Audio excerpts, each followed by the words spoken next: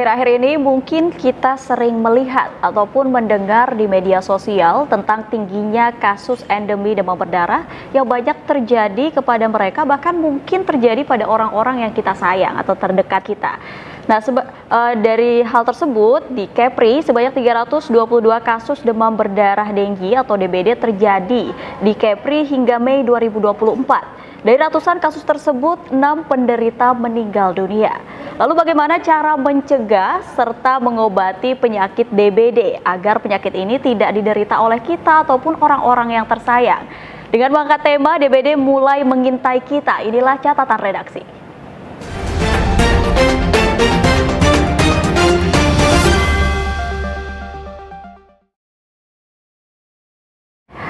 Bersama kita telah hadir tentunya narasumber ada Dr. Kurniakin SPPD, dokter spesialis penyakit dalam RSJK Ungku Haji Daud. Halo dokter. Ya. Gimana kabarnya hari ini dokter? Baik. Baik, alhamdulillah. Dokter, ini tema kita adalah DBD mulai mengintai kita dan tadi sudah saya sampaikan terdapat kasus 322 kasus di Kepri, Dok. Tapi mungkin sebelum kita berbicara panjang lebar terkait DBD, mungkin dokter bisa menjelaskan terlebih dahulu DBD itu apa sih gitu. Boleh, silahkan dokter. Ya, jadi sebenarnya kan demam berdarah itu ada dua ya, satu DBD, satu DHF. Pembedanya dengan demam biasa adalah kalau demam berdarah ini bukan hanya demam, jadi ada demam, ada nyeri-nyeri sendi atau nyeri-nyeri tulang, dan terutama nyeri-nyeri sendi, dan demamnya tidak turun dalam 1x24 jam dengan pemberian obat. Biasanya apapun turun cuma sebentar, sekitar 1 jam 2 jam. Beda dengan demam yang lain, bila diberikan obat demam bisa sampai bertahan 4 jam. Bedanya DBD dengan DHF adalah kalau demam berdarah yang biasa adalah dia tidak ada manifestasi perdarahan, atau kita lebih kenal dengan bintik-bintik merah. Tapi kalau dia DHF, namanya aja udah beda. Demam hemorrhagic fever, berarti sudah ada tanda-tanda perdarahan minimal seperti bintik-bintik merah di ekstremitas atau di tangan atau di dada. Itu sih pembeda utamanya antara DBD dengan DHF. Yang lebih ditakutkan adalah biasanya adalah DHF. Nah, dokter, DBD ini kan dia sebenarnya awal mulanya itu apa karena nyamuk, kita digigit nyamuk, atau karena virus sebenarnya, dok? Jadi demam berdarah DBD ini adalah, atau demam dengue ini adalah penularannya lewat nyamuk. Jadi faktor perantaranya adalah nyamuk. Virus adalah penyebabnya, tapi perantaranya tetap nyamuk. Jadi ada virusnya tapi nyamuknya tidak ada, ya pasti akan penyebarannya berkurang. Oke, itu penyebab utamanya apa sih, dok, sampai akhirnya DBD itu bisa muncul gitu, ataupun mungkin menjadi penyakit yang terkena kepada kita? Ya, jadi dengue ini kan virus ya. Jadi ada virus dibawa oleh nyamuk, biasanya menggigit di siang hari. Makanya siapa yang sering di rumah siang hari, nah, jadi agak repot ya. Jadi pada yang kerjanya lembur ya. Biasanya kalau kerjanya lembur atau yang dari pub kali ya, atau dia banyak begadang paginya jadi tidur, ya pasti akan penularannya akan tinggi. Mungkin itu yang menyebabkan tinggi di kota besar dibandingkan di desa. Jadi apabila nyamuknya masuk, tergantung daya tahan tubuh kita. Apabila daya tahan tubuh kita, namanya juga virus, tergantung daya tahan tubuh. Kalau virusnya masuk tapi daya tahan tubuh kita bagus, jarang yang manifestasinya. Tapi kalau kita habis begadang atau daya tahan tubuhnya kurang bagus, ya cepat dianya. Oke, itu semua nyamuk kah, dok? Bisa kita, kalau misalnya kita tergigit nyamuk, itu pasti DBD atau gimana sih, dok? Itu ya. Nyamuk apa? Ya, bedanya kalau nyamuknya demam berdarah ini dia agak nakal ya. Jadi dia gigitnya di siang. Siang. Jadi lebih banyak dominan di siang hari. Jadi nyamuknya ada 2 macam kalau nggak salah saya, yaitu Aedes aegypti sama satu lagi ada yang lain. Tapi yang lebih terkenal Aedes aegypti ya. Nah, jadi penularannya dari nyamuk. Jadi intinya bagaimana kita supaya penyebarnya itu yang diminimalisir. Atau kalau mau ya jangan tidur siang atau pakai kelambu. Jadi selama ini kan kelambu itu selalu dipakai malam hari. Seharusnya kalau dia tidurnya di siang ya harusnya pakai kelambu di siang supaya nyamuknya tidak menggigit. Gitu. Dan nyamuknya biasanya nyamuk betina yang menggigit. Oh gitu ya, berarti itu rentan. Berarti kalau tidur siang itu rawan juga ya dok, kalau kita tidur siang takutnya kegigit nyamuk Aedes aegypti gitu dok? Iya. Jadi dianjurkan untuk pakai kelambu gitu ya, apalagi khusus untuk anak-anak kali ya. Ya, anak bayi. Makanya yang bayi paling cepat gawatnya. Ya kan, karena kita nggak tahu dia rewel. Dia digigitnya waktu pagi atau siang. Ya, tapi dok kalau misalnya kita terkena DBD nih, itu menular gak sih ke orang lain gitu, orang-orang yang tidak terkena? Jadi penularannya bukan dari orangnya yang langsung ya, tergantung nyamuknya. Jadi kalau bis nyamuk menggigit ke satu orang lagi, nah itu bisa. Tapi biasanya dia bukan sekali gigitan. Nah kalau orang pernah digigit sekali belum tentu dia sakit. Biasanya sakitnya itu sudah kena yang kedua kali. Nah kalau kena kedua kali, jadi respon tubuh itu akan membuat pertahanan menyerang yang serangan kedua. Nah serangan kedua ini yang bisa menyebabkan gejala. Jadi tubuh sudah membentuk dulu antibodi terhadap nyamuk yang pertama kemarin yang masuk. Pas waktu masuk yang kedua diserang dia, itulah yang menyebabkan dia demam. Berarti kalau kita ngobrol sama orang DBD enggak kan dok? Maksudnya virusnya keluar gitu enggak ya? Nah, kecuali ada nyamuk di situ. Oh, kecuali ada nyamuk di situ. Pokoknya di studio ini ada nyamuk. Nah, itu dia. Oh, gitu. Oke. Tapi dok, gejala awal ketika kita terkena DBD itu apa kira-kira? Biar bisa, mungkin pemirsa Batam TV juga atau mungkin masyarakat Kepri biar bisa langsung aware gitu. Oh, ini terkena DBD. Tergantung usia ya. Biasanya kalau dia dan tergantung orangnya biasa atau punya daya penyakit yang daya imunnya rendah. Nah kalau dia orang dewasa berarti kan imunnya masih bagus. Jadi ada suatu virus yang masuk, biasanya yang kedua kali, kita nggak tahu atau kedua atau yang keberapa, tapi biasanya bukan yang pertama. Nah itu akan membuat demam yang tinggi, dengan sakit-sakit di otot dan sendi, terutama nyeri di belakang mata. Nah itu biasanya disebabkan oleh virus. Nah kalau dia virus beda dengan penyakit yang lain.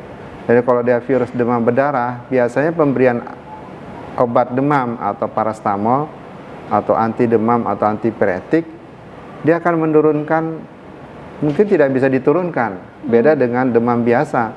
Kalau dia demam berdarah, dikasih obat demam dia cuman nggak ngefek, ataupun ngefeknya cuma sejam 2 jam. Tapi kalau dia demamnya karena yang lain, dia bisa seperti saya bilang tadi bisa bertahan 4 jam, 6 jam gitu.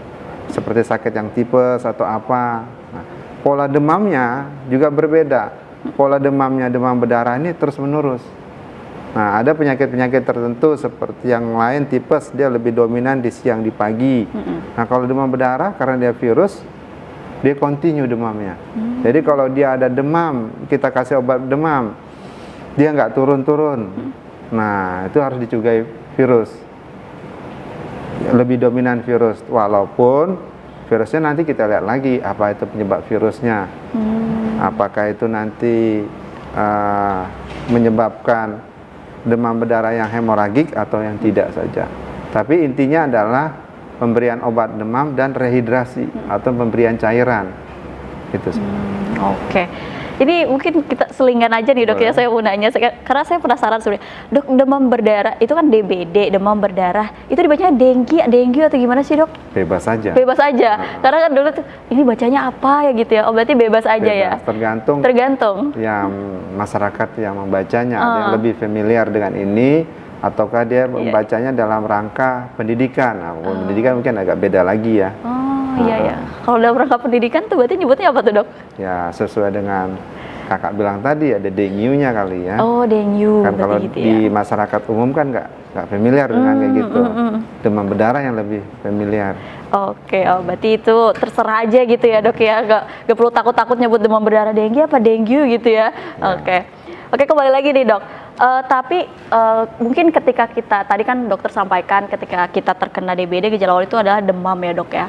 Itu cara kita bedain antara demam DBD dengan demam biasa itu seperti apa dok? Secara spesifiknya mungkin bisa dijelaskan. Ya kalau dia seperti dibilang tadi ya, demam virus atau demam berdarah ini dia bandel demamnya. Jadi otomatis dia akan nggak turun dengan obat demam. Ya, beda seperti demam yang lain. Kalau demam lain pasti akan turun. Selain demam, ada saja yang cuma demam saja. Tapi kalau demam berdarah ini biasanya dia lebih ke ototnya juga. Dia sendi-sendi sakit ya, juga gitu ya. Semua sendinya sakit. Tapi sebenarnya kalau kita mau lihat dari kelopak matanya bisa kelihatan. Jadi kalau kita lihat kelopak matanya, kita buka yang ininya, dia ada merahnya lebih banyak dibandingkan yang biasanya. Untuk screening awal ya. Walaupun bisa saja kita lihat dari bintik merahnya. Tapi itu kan udah tahap terlambat ya. Ya karena udah berarti sudah ada manifestasi, ada gejala perdarahan. Walaupun minimal seperti bintik-bintik merah. Makanya apabila demam 2-3 hari tidak turun dengan obat demam, caranya dibawa ke klinik terdekat atau ke fasilitas kesehatan terdekat untuk dites. Mungkin dites sederhana adalah dengan menensi, habis tensi nanti tensi atas ditambah tensi bawah dibagi 2 dan ditahankan di sini sekitar 15 menit atau 10 menit, nanti akan kelihatan bintik merahnya. Nah kalau sudah ada bintik merahnya dari tes itu, ya kemungkinan besar apabila lebih dari satu lapangan pandang itu 20 dengan koin, kemungkinan besar udah demam berdarah. Demam berdarah. Nah itu paling cepat sebenarnya untuk menentukan selain laboratorium. Kalau laboratorium kan harus di rumah sakit atau fasilitas kesehatan yang agak lengkap. Itu kalau misalnya demam berdarah itu memang bisa terdeteksinya setelah 2 atau 3 hari dia demam, atau misalnya mungkin hari pertama dia demam langsung dibawa ke rumah sakit sudah bisa di tes atau dilihat ini kayaknya gejala DBD gitu dok? Ya, jadi sebenarnya pengenalan pertama untuk virus demam berdarah ini cuma demam aja. Jadi demamnya itu kalau dia nyeri sendi atau dia agak rewel terus demamnya nggak turun, lebih bagus langsung dibawa jangan ke rumah sakit, nanti kemana langsung tuh? Penuh rumah sakit. Berarti harus kemana tuh dok? Ya ke klinik terdekat. Oh klinik terdekat. Nah, nanti kan dia bisa tes sederhana seperti tadi kita bilang tadi. Nah itu bisa aja dengan itu. Nanti kalau udah screeningnya itu udah kemungkinan besar positif, biasanya langsung ke rumah sakit untuk ke laboratorium untuk ceknya. Tapi intinya sebenarnya dari demam saja sama pegel itu aja. Oke, tapi yang rentan terkena DBD itu siapa dok? Apakah tadi kan dokter sampaikan anak bayi ya? Selain itu mungkin ada lagi dok? Ya, jadi yang lebih dominan karena penularannya itu di siang hari atau di pagi, lebih dominan pada orang yang tinggal di rumah yang waktu itu. Apakah itu orang tua atau anak-anak? Ibu rumah tangga masuk juga berarti dok? Mungkin bisa. Kalau dia tidur ya. Oh, kalau tidur. Oke. Masalahnya dia tidur apa enggak? Kan gitu. Iya. Jadi memang persepsi pakai kelambu di malam hari itu mungkin harus dirubah juga. Jadi mungkin kelambunya harusnya di siang hari apabila dia di rumah tiduran. Itu dia. Pokoknya kalau lagi tidur siang pakai kelambu gitu ya. Lebih bagus. Lebih bagusnya pakai kelambu gitu. Oke dok. Tapi dok mungkin ini kita sebelum break, aku mau tanya dulu nih dok. Tapi kalau dokter melihat di Kepri ya, di Kepri khususnya di beberapa daerah, ini kasus demam berdarah itu seperti apa yang dokter lihat? Apakah memang banyak terjadikah atau cukup sedikit seperti apa? Ya. Namanya juga Batam ya. Batam ini kan sudah termasuk bila disebut metropolitan ya. Kota besar dengan penduduknya yang banyak terutama relatif muda. Ya kan gitu. Dengan mungkin inilah perannya nanti dinas kesehatan ataupun puskesmas atau klinik untuk penyuluhannya. Nah disinilah dia. Jadi otomatis dengan masalah lingkungan juga akan berpengaruh, atau drainase juga akan mempengaruhi, ataupun karena ada banyak perumahan, otomatis air yang tergenang juga akan banyak, otomatis akan meningkat sesuai dengan musimnya. Jadi demam berdarah ini sebenarnya penyakit musiman. Ya, apalagi habis musim hujan atau apa yang tergenang airnya, nah itu dianya. Jadi otomatis di kota-kota besar itu akan meningkat. Oke dokter, kita break sebentar gitu ya, nanti akan kita lanjut lagi berbincang terkait demam berdarah ini. Jadi pemirsa jangan kemana-mana, tetap di catatan redaksi.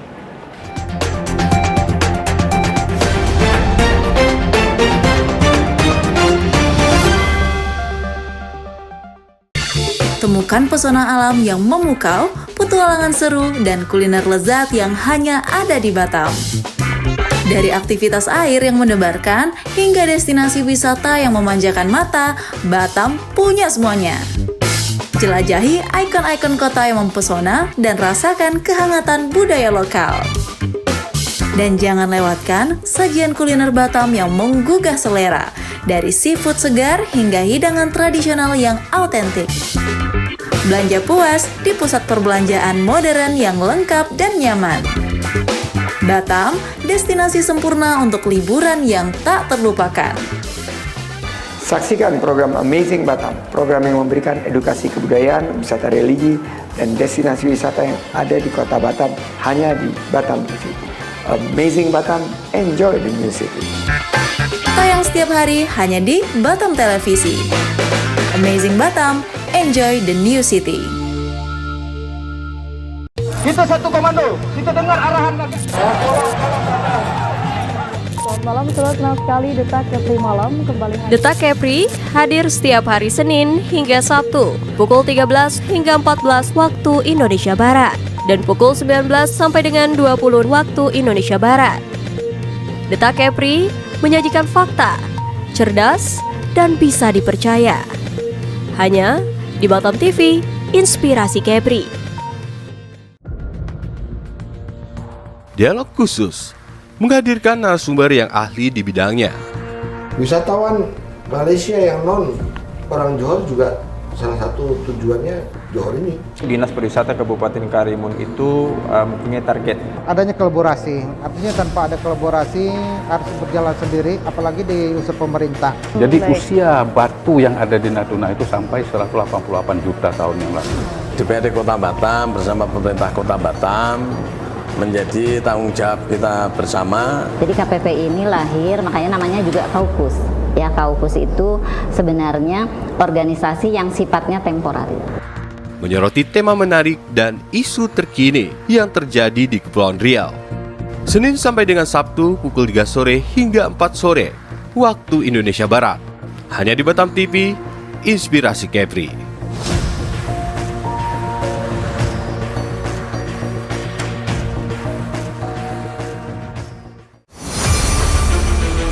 Expose Kepri, program yang dirancang untuk memberikan sorotan khusus pada berita dan informasi dari berbagai sektor.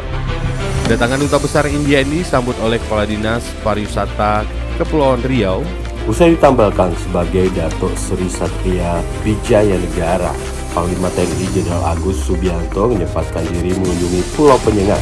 Dengan tujuan terjadi peningkatan kerjasama khususnya di sektor pariwisata dan perdagangan yang saling menguntungkan antara kedua belah pihak. Panen Karya Foundation 2 hadir dengan konsep yang begitu ceria dan kental dengan nuansa budaya Indonesia. Nongsa Resort Batam, yang merupakan gabungan beberapa resort yang berada di kawasan Nongsa Batam, menggelar acara Appreciation Night di Turi Beach Resort.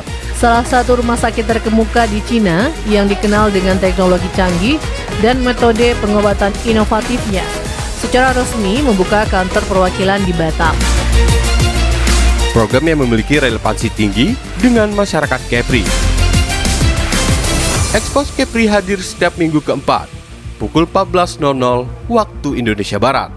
Hanya di Batam TV, Inspirasi Kepri.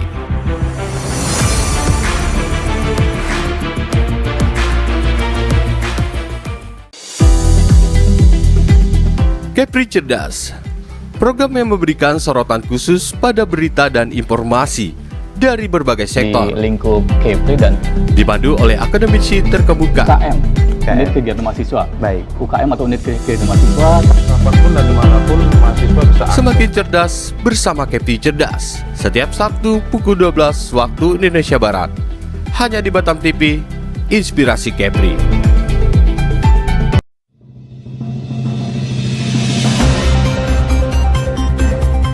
Program informatif yang memberikan wawasan mendalam tentang pemerintahan Kota Batam dirancang khusus untuk menghubungkan masyarakat dengan perkembangan terbaru, kebijakan, dan kegiatan Pemko Batam. Semua dirangkum dalam seputar Engku Putri. Setiap Rabu pukul 20 hanya di Batam TV, Inspirasi Kepri. Selamat datang di Kepulauan Riau, surganya kuliner Indonesia. Kepulauan Riau tak hanya menawarkan keindahan alam, tetapi juga sebuah petualangan rasa yang tak terlupakan. Dan sekarang hadir di layar Anda, Yuk Makan di Kepri, program TV yang akan membawa Anda dalam petualangan kuliner tiada tara. Temui para koki lokal yang berbagi resep rahasia dan cerita di balik setiap hidangan. Jangan lewatkan kesempatan untuk merasakan sensasi kuliner terbaik Kepulauan Riau. Saksikan program Yuk Makan di Kepri untuk mengetahui keanekaragaman wisata kuliner yang ada di Kepulauan Riau hanya di Batam TV.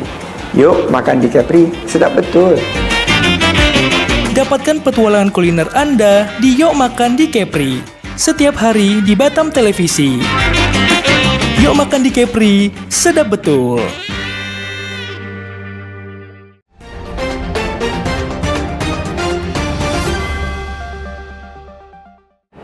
Ada masih di catatan redaksi pemirsa dengan tema kita hari ini yaitu DBD mulai mengintai kita. Masih dengan Dr. Kurniakin. Dokter, tadi kita sudah membahas terkait asal-usul DBD nih. Tapi dok, sebelum kita bahas lagi lebih dalam gitu ya, mungkin kita akan menyaksikan terlebih dahulu video atau tayangan berikut ini. Jadi Kepri ya memang kita ada, tapi Dinas Kesehatan Provinsi Kepulauan Riau mencatat sebanyak 322 kasus demam berdarah dengue atau DBD terjadi di Kepulauan Riau, terhitung sejak Januari hingga Mei 2024. Dari ratusan kasus tersebut, 6 orang diantaranya meninggal dunia. Seluruh korban jiwa kasus DBD tersebut berada di Kota Batam.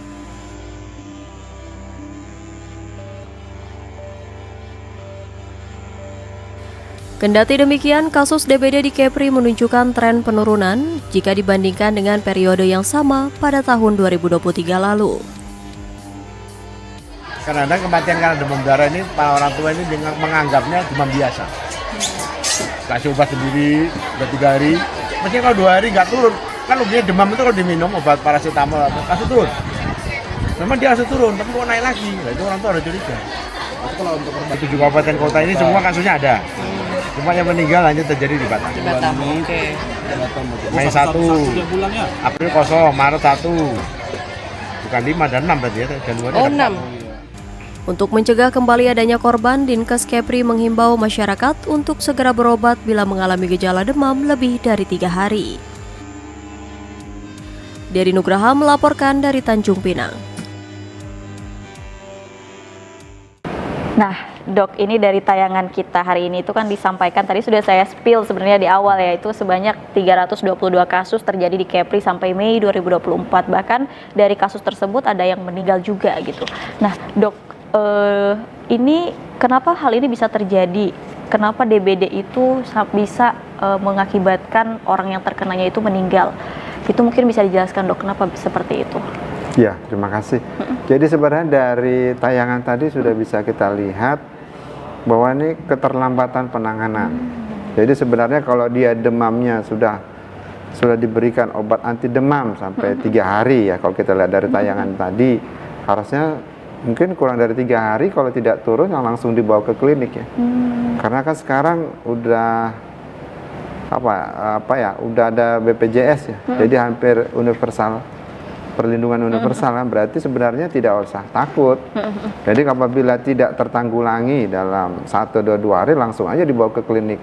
Kan itu sebagai dokter keluarga kita juga ya. Jadi bisa langsung ditanggulangi, terutama kan pada bayi dan orang tua. Jadi secepatnya, apabila secepatnya dia dideteksi, jadi kita bisa langsung mungkin pemberian obat ataupun penanganan rujukan tingkat lanjutnya.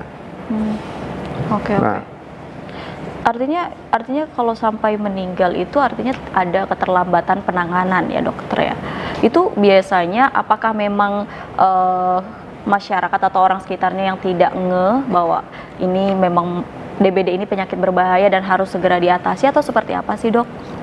Ya memang ini perlunya penyuluhan ya. Seperti sekarang ini kan termasuk penyuluhan juga kepada masyarakat umum bahwa pentingnya kesadaran. Kesadaran dalam hal pencegahan dan kesadaran pengenalan terhadap penyakit demam berdarah ini. Jadi yang pertama adalah keterlambatan seperti tadi dibilang. Yang kedua adalah mungkin punya penyakit penyerta yang lain yang bisa memperberat hal itu.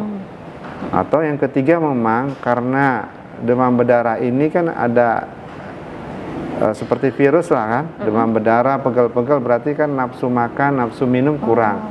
Sementara demam berdarahnya semakin tinggi, intaknya semakin berkurang, dan dia ada mual muntah, otomatis akan menyebabkan dehidrasi, otomatis akan mempercepat ke arah shocknya, ya, atau memperberat gejala klinisnya.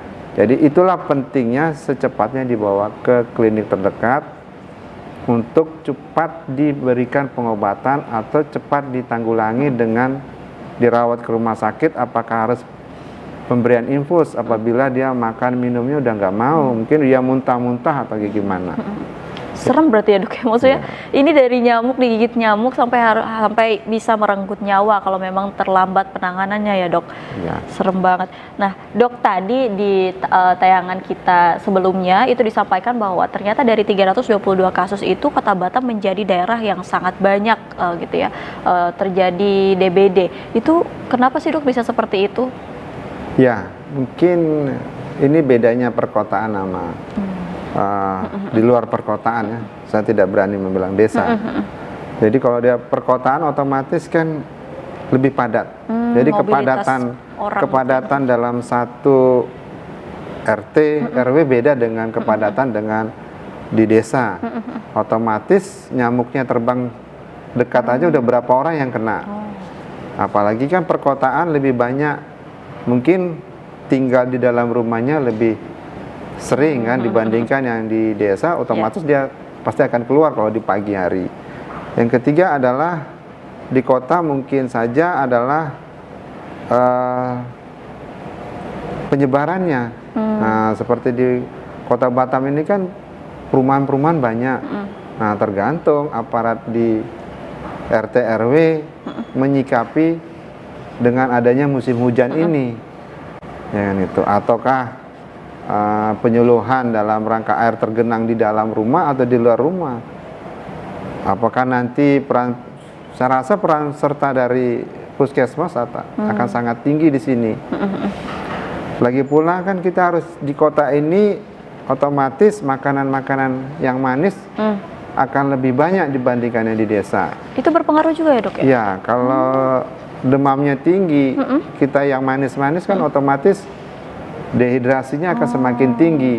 Jadi ada beberapa makanan nantinya yang harus dilihat lagi dalam hal ini apabila dia terserang demam berdarah. Supaya tidak memperberat gejalanya. Iya. Dok, aku juga sering dengar nih dok, kalau misalnya kita terkena DBD itu tadi dokter sampaikan juga akan dehidrasi ya gitu ya, kekurangan cairan gitu. Nah itu agar kita bisa memenuhi cairan itu cukup untuk minum air putih kah atau harus diinfus? Ya, sebenarnya tergantung dari asupan. Asupan itu tergantung daripada individunya. Apakah ada gejala ikutan? Masalahnya ada virus ini kan ada gejala ikutannya. Seperti mamanya dia mungkin karena demam, jadi malas minum, malas makan, jadi otomatis lambungnya juga. Nah kalau dia asupannya nggak bisa, terpaksa harus dari Cara infus, kalau dia nggak bisa minum ya. Iya, iya. Tapi kalau dia bisa dengan minum dan makan yang bagus, mungkin frekuensinya dikurangi, diseringkan. Makanya mungkin kalau kita minum 1 gelas, kalau orang normal bisa langsung. Mungkin dijarakin setiap jam atau 2 jam, mengakali supaya tidak muntah. Tapi kalau dengan edukasi minum sering, porsi sedikit dan sering tidak bisa, ya mau tidak mau nanti ya harus infus nanti terakhir. Oh gitu, oke. Tapi untuk perawatan dan juga pengobatan yang efektif sendiri untuk pasien DBD seperti apa, Dok? Tergantung apakah dia di rumah atau di rumah sakit nantinya. Nah, kalau di rumah dulu misalnya nih, Dok. Jadi kalau dia di rumah sebenarnya pertama ya supaya jangan anggota keluarga yang lain atau tetangga yang lain kena, ya harus kelambu dulu. Ya kan, supaya apa? Supaya sekeliling tidak kena. Makanya perlu dah pencegahan.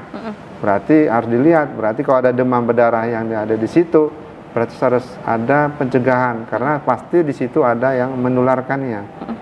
Nah, pakai kelambu, dikasih obat demam, dikasih rehidrasi atau makan dengan sedikit-sedikit atau minum yang sering, porsi kecil, dan pemberian obat demam mungkin agak lebih sering.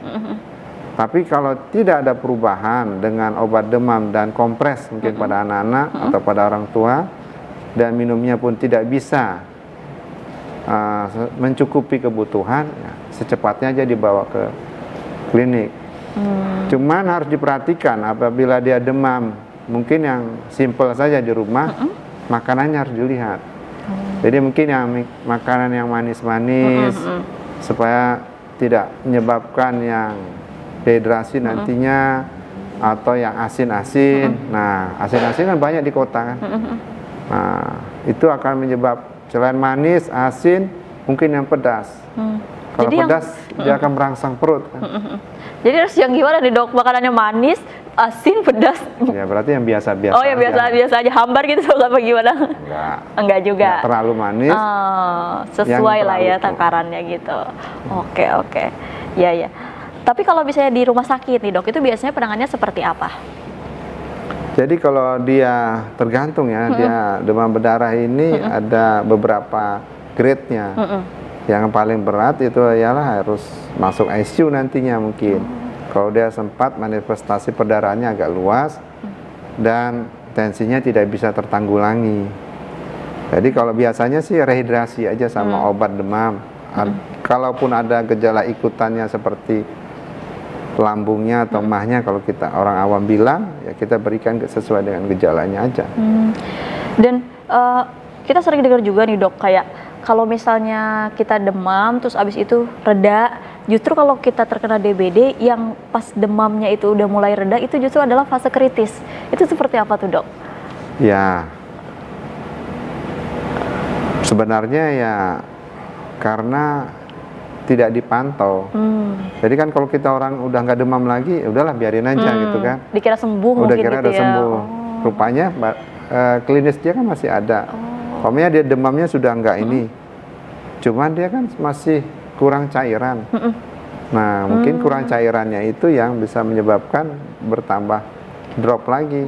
Jadi gejala berat itu malah justru waktu dia mungkin keringat dingin, lemes, atau ada manifestasi perdarahan seperti maunya gusi berdarah. Tapi gusi berdarah harus dilihat dulu ya, bukan karena sikat gigi.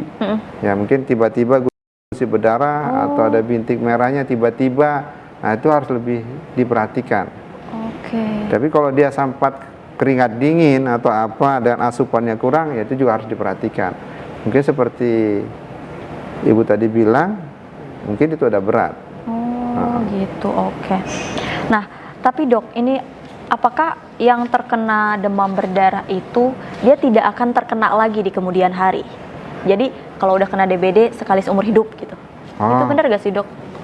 Ya, jadi kan seperti apa ya, demam berdarah ini kan virus ya. Dia timbul tuh kalau sudah yang kedua dan ketiga keempat. Gitu. Jadi kalau dia nyamuk tuh menggigit seseorang, biasanya tidak membuat gejala dulu. Karena dia gejala muncul sesudah kena kedua. Kenapa? Karena badan sudah membuat pertahanan dulu. Jadi sebenarnya ini perang antara pertahanan tubuh dengan virus yang masuk. Jadi yang kedua dan ketiga pasti akan bisa lagi. Jadi semua tergantung daya tahan tubuhnya sama penularnya. Oke, jadi yang udah terkena DBD ya kemungkinan akan terkena lagi gitu, karena sebenarnya dalam fasenya itu adalah gigitan yang kedua atau ketiga virusnya masuk gitu ya dok. Kalau yang pertama tidak pernah membuat keluhan. Gitu. Oke.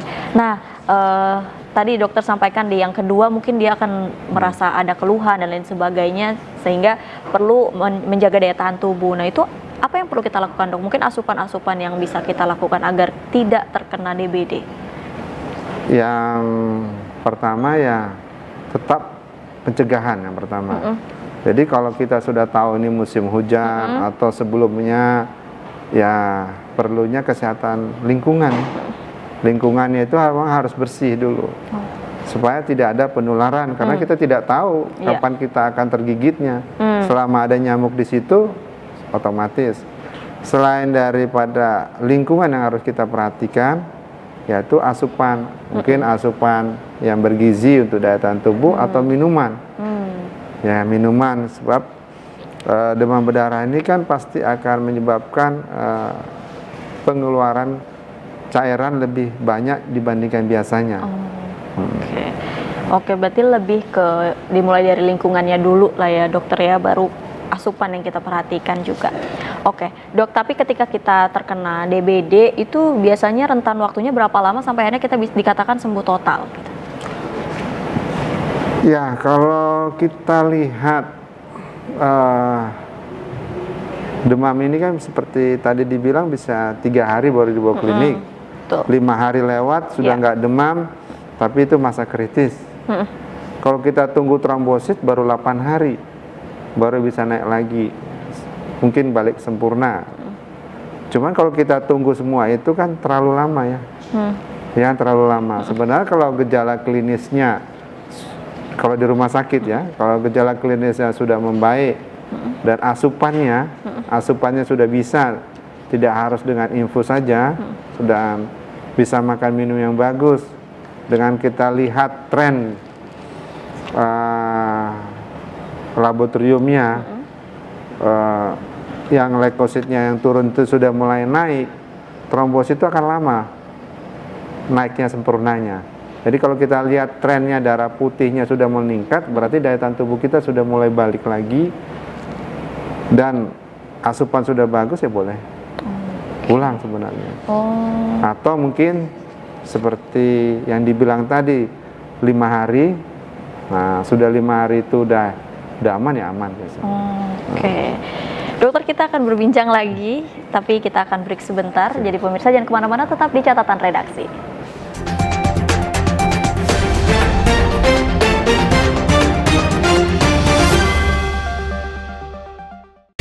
Temukan pesona alam yang memukau, petualangan seru, dan kuliner lezat yang hanya ada di Batam. Dari aktivitas air yang mendebarkan, hingga destinasi wisata yang memanjakan mata, Batam punya semuanya. Jelajahi ikon-ikon kota yang mempesona dan rasakan kehangatan budaya lokal. Dan jangan lewatkan sajian kuliner Batam yang menggugah selera, dari seafood segar hingga hidangan tradisional yang autentik. Belanja puas di pusat perbelanjaan modern yang lengkap dan nyaman. Batam, destinasi sempurna untuk liburan yang tak terlupakan. Saksikan program Amazing Batam, program yang memberikan edukasi kebudayaan, wisata religi, dan destinasi wisata yang ada di kota Batam hanya di Batam TV. Amazing Batam, enjoy the new city. Tayang setiap hari hanya di Batam Televisi. Amazing Batam, enjoy the new city. Kita satu komando, kita dengar arahan nanti. Selamat malam, senang sekali Detak Kepri Malam kembali hadir. Detak Kepri hadir setiap hari Senin hingga Sabtu pukul 13 hingga 14 waktu Indonesia Barat dan pukul 19 sampai dengan 20 waktu Indonesia Barat. Detak Kepri menyajikan fakta, cerdas, dan bisa dipercaya.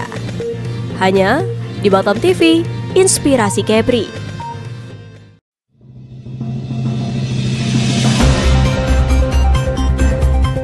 Program informatif yang memberikan wawasan mendalam tentang pemerintahan Kota Batam dirancang khusus untuk menghubungkan masyarakat dengan perkembangan terbaru, kebijakan, dan kegiatan Pemko Batam.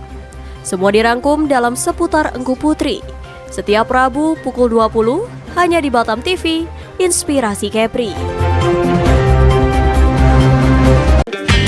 Selamat datang di Kepulauan Riau, surganya kuliner Indonesia. Kepulauan Riau tak hanya menawarkan keindahan alam, tetapi juga sebuah petualangan rasa yang tak terlupakan. Dan sekarang hadir di layar Anda, Yuk Makan di Kepri, program TV yang akan membawa Anda dalam petualangan kuliner tiada tara. Temui para koki lokal yang berbagi resep rahasia dan cerita di balik setiap hidangan. Jangan lewatkan kesempatan untuk merasakan sensasi kuliner terbaik Kepulauan Riau.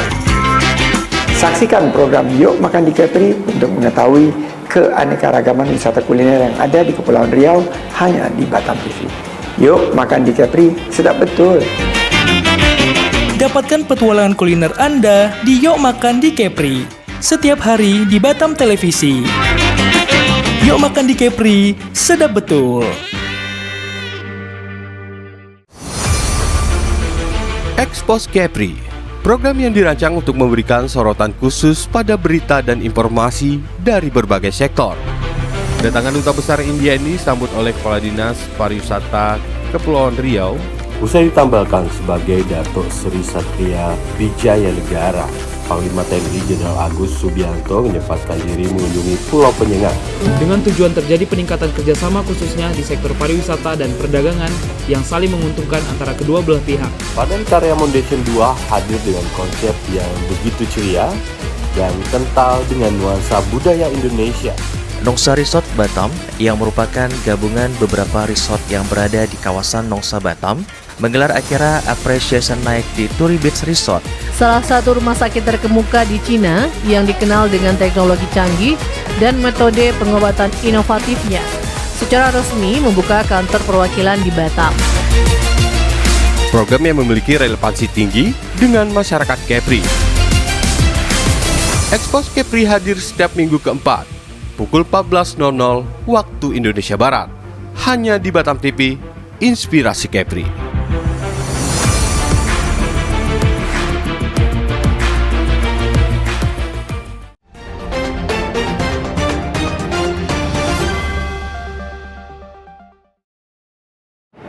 Kembali lagi di catatan redaksi dengan tema kita hari ini yaitu DBD mulai mengintai kita. Masih dengan Dr. Kurniakin, SPPD. Dokter, tadi kan sudah disinggung juga sedikit nih terkait bahwa untuk mencegah terjadinya atau timbulnya penyakit DBD ini dimulai dari lingkungan kita. Nah, mungkin bisa secara spesifik dokter jelaskan apa sih yang perlu dilakukan oleh kita ataupun mungkin masyarakat? Ya, jadi ini sebenarnya sudah lama ya. Seperti penerangan sekarang ini yang lebih mengintensifkan, terutama di waktu di musim-musim kayak gini. Seperti yang kita tahu adalah di lingkungan kita, apalagi di perkotaan seperti di Batam ini, air yang tergenang itu yang mungkin yang harus kita usahakan supaya jangan tergenang. Kalau di perumahan mungkin harus kita lihat apakah ada kaleng-kaleng kosong yang ada di luar yang bisa menggenang air. Nah, itu juga harus kita lihat juga, ataupun genangan lain yang ada di sekeliling kita. Mungkin itu peran serta daripada lingkungan untuk membersihkan hal itu.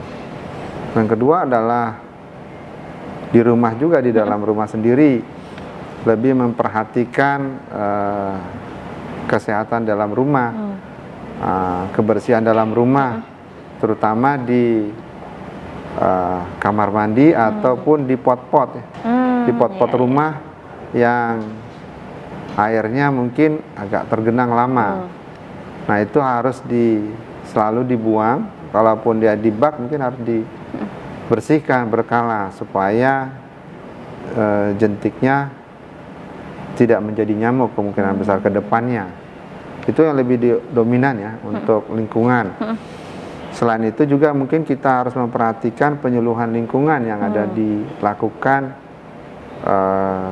puskesmas tempat, ya kan. Biasanya itu ada petugas kesehatan lingkungan atau dari posyandu biasanya lebih berperan di situ untuk penyuluhan. Selain itu ya kita harus menjaga badan kita supaya tidur teratur dan makanan pola makan yang sehat.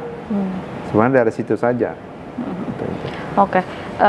Tadi kan kayak di kamar mandi dan juga kayak ada genang air yang lama mungkin ya tergenang. Itu kalau misalnya bak mandi, misalnya yang pakai bak mandi nih dok, itu berapa kali seminggu sih atau mungkin berapa kali sehari untuk mengurasnya agar tidak menjadi sarang nyamuk? Ya. Tapi sebenarnya ini udah kota besar ya Batamnya. Kayaknya kalau di Batam sudah jarang bak mandi ya. Jarang, banyak shower ya, karena tergantung tipe rumah kan. Mungkin kalau tandon ini dokter itu mungkin juga termasuk ya? Ya memang bagusnya sih harus dibersihkan ya. Mungkin 3 hari ya mungkin ya. 3 hari harus kita bersihkan. Cuman ya inilah dianya. Tugasnya nanti akan lempar-lemparan dalam rumah ya. Ya, siapa yang bertanggung jawab untuk membersihkan ini? Apalagi kota besar ya. Seperti Ibu bilang tadi, mengapa Batam? Ya, jadi kesibukan itu kadang-kadang tidak memperhatikan lingkungan di rumah. Jadi, memang ada juga sih kegiatan yang lain supaya tidak terjadi hal itu, seperti penyemprotan ya paling ya. Penyemprotan ataupun pemberian ABT kayak gitu. Tapi itu kan terbatas ya. Sesudah ada gejala dulu, baru ada penanggulangannya, karena itu mahal biayanya. Dan perumahan di Batam, wah banyak ya, mau semuanya disemprot, saya kurang tahu udah bisa nggak. Oke. Nah, seperti yang tadi dokter sampaikan, mungkin kesibukan orang yang akhirnya tidak memperhatikan lingkungan. Tapi menurut dokter mungkin solusi bagi orang-orang yang sibuk gitu ya, dari pagi sampai malam, baru pulang malam, besoknya kerja lagi. Kira-kira apa dok untuk bisa menjaga lingkungannya agar tidak terkena? Karena kan kalau udah terkena ya dia sendiri yang rugi gitu kan dok? Iya. Ya sebenarnya sih sederhana saja ya. Ya mencegah supaya jangan ada yang tergenang karena faktornya nyamuk. Dan mungkin pelaporan. Jadi kalau sudah ada yang terkena di dalam perumahan itu harus melapor segera ke aparat sekitar supaya bisa melakukan pencegahan supaya yang lain tidak terkena. Nah, di sini intinya daripada pelaporan. Jadi setiap kali ada yang terkena harus segera melapor ke RT atau RW terdekat supaya yang lain tidak terkena. Jangan-jangan nanti rumahnya bersih malah dia pula yang kena karena tetangga. Jadi ini memang harus peran serta masyarakat sekeliling ya, gitu. Untuk saling mengingatkan gitu ya. Apalagi sebenarnya kalau sibuk itu ya ada hari liburnya kan dok ya. Mungkin itu bisa dijadikan waktu untuk ya membersihkan lingkungan kita, karena nggak rugi-rugi banget ya dok. Itu kan untuk kesehatan kita juga. Apalagi kalau kita udah bersih ternyata kita terkenanya karena tetangga gitu kan. Itu kan jadi kerugian yang sangat-sangat aduh gitu kan. Makanya perlu ada kesadaran dan juga mengingatkan gitu ya sesama tetangga kayak gitu ya. Mungkin inilah jadi peranannya TV di sini. Iya betul. Jadi mengingatkan sebelum kejadian. Iya. Tapi kalau sudah kejadian ya lebih waspada lagi nanti ke depan. Lebih waspada lagi. Oke. Nah dok, tapi sebenarnya kalau misalnya untuk mencegah atau untuk menghindari agar tidak ada virus DBD di Kepri khususnya atau mungkin di Batam gitu ya. Itu sebenarnya siapa sih yang harus berperan? Apakah hanya masyarakat kah atau juga mungkin pemerintah juga harus ikut andil atau seperti apa? Ya sebenarnya kalau setiap masalah kalau dikerubuti akan mudah ya gitu. Sebenarnya banyak faktor yang bisa dibuat ya, terutama diri kita sendiri dulu, masyarakat sekitar kita juga, termasuk RT RW atau mungkin kalau ada gotong royong. Nah ini gotong royong mungkin akan lebih ditingkatkan. Nah dari segi pemerintah mungkin nanti ada dinas kesehatan yang lebih berperan atau lingkungan yang lebih berperan dengan beberapa macam yang seperti kita ketahui. Apakah itu ada penyemprotan ataukah ada abate pemberiannya, ataukah ada modifikasi dari nyamuknya atau rekayasa genetik dari nyamuknya supaya penularannya ini nyamuknya ada tapi tidak bisa menularkan. Nah, itu yang mungkin nanti harus dipikirkan ke depan. Jadi mungkin banyak yang akan terlibat supaya tidak berulang, karena ini penyakit pasti akan berulang ya. Setiap kali ada musimnya ini pasti akan berulang lagi. Jadi banyak faktor, termasuk juga pendidikan ya. Bagaimana pendidikan bisa merekayasa lingkungan ataukah nyamuknya bagaimana. Nah, itu dia. Jadi banyak faktor. Keterlibatan pemerintah ya otomatis ada. Oke, artinya berarti lingkungan sekolah pun perlu juga menjadi perhatian ya bagi mungkin guru-gurunya ataupun juga mengajak anak-anak sekolah untuk sama-sama membersihkan gitu ya. Oh ya, saya lupa juga. Jadi bukan hanya di rumah sebenarnya. Seperti Ibu bilang tadi, lingkungan sekolah juga akan berpengaruh ya. Iya, iya. Berarti di situ yang harus berperan guru-guru juga ya, Dok ya, untuk bisa mengingatkan anak-anaknya agar tidak mungkin membuang sampah. Dari sampah juga itu menjadi hal yang krusial nggak sih, Dok? Bisa mendatangkan genangan. Kalau genangan sampahnya itu akan membuat genangan. Oh ya, berair nanti gitu ya. Tapi di sekolah kan sudah ada unit kesehatan sekolahnya masing-masing. Tinggal mengaktifkan lagi malah. Oke. Nah, Dokter, saya ingin menanyakan, mungkin ini masuknya mitos atau fakta nih yang beredar di masyarakat.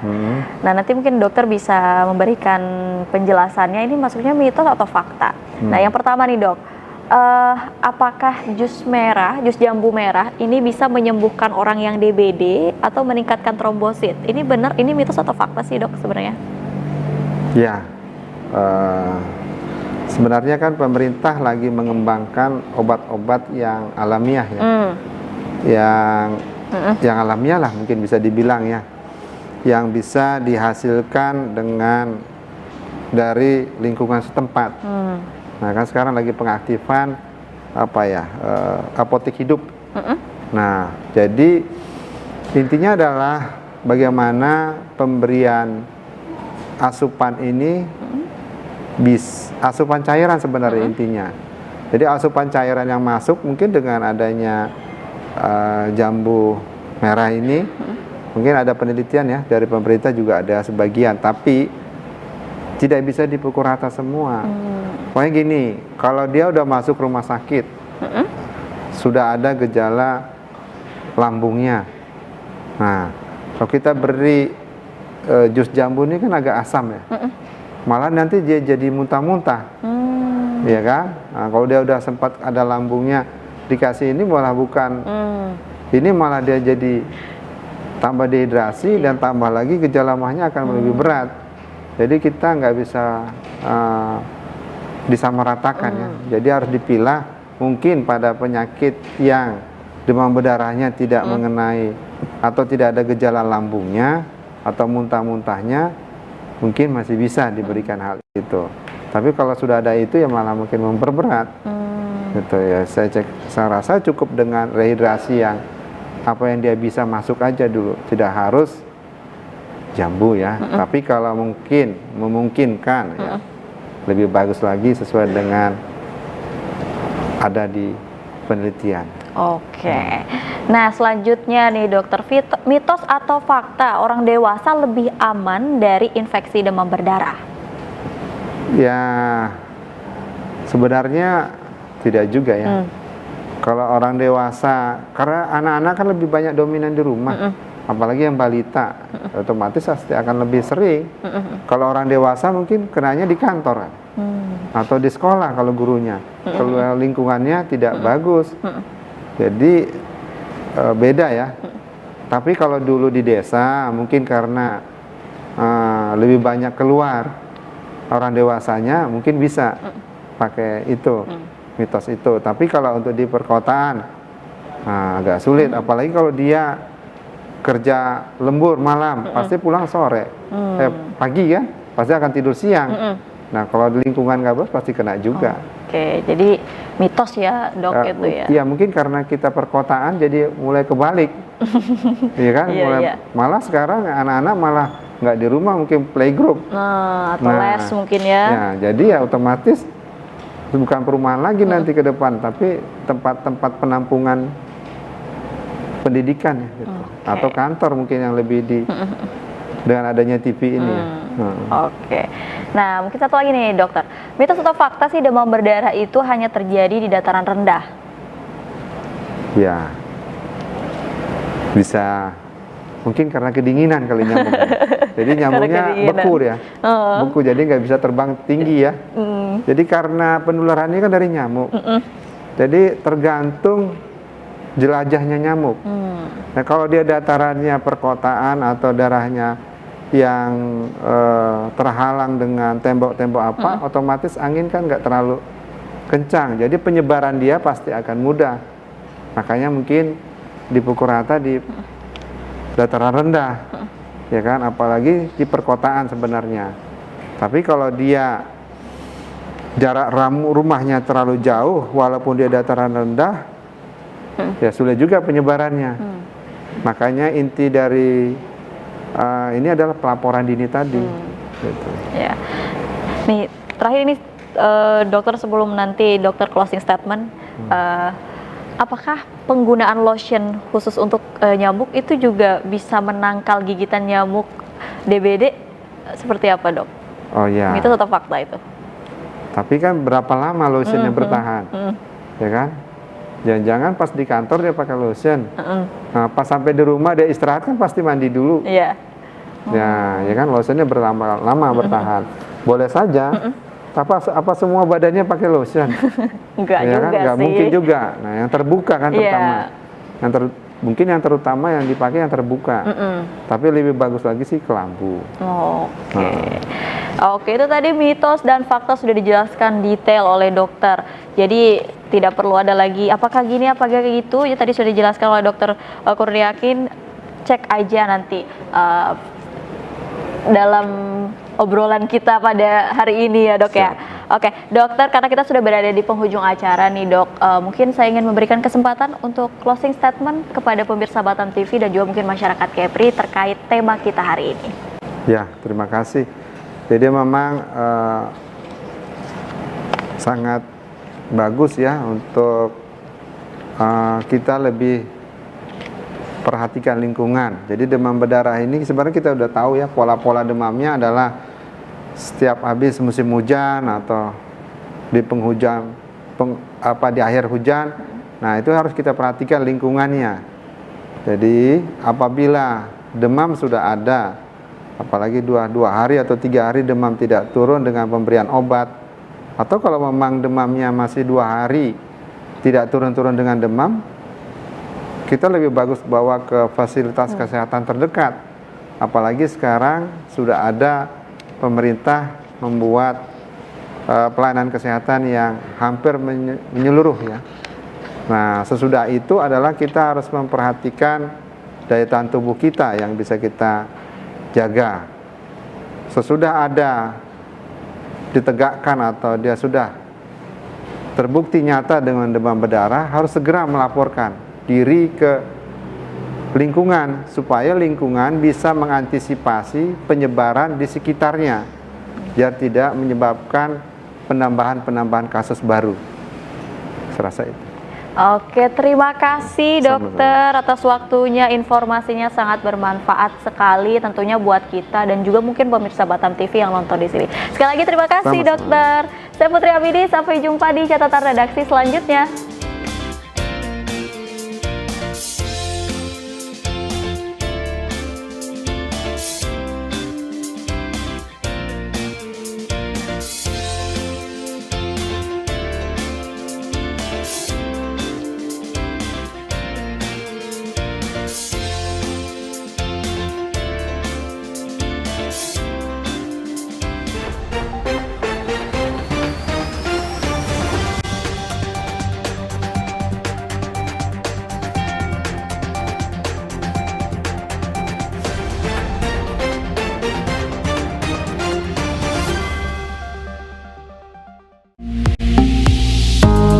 Batam TV, inspirasi Kepri.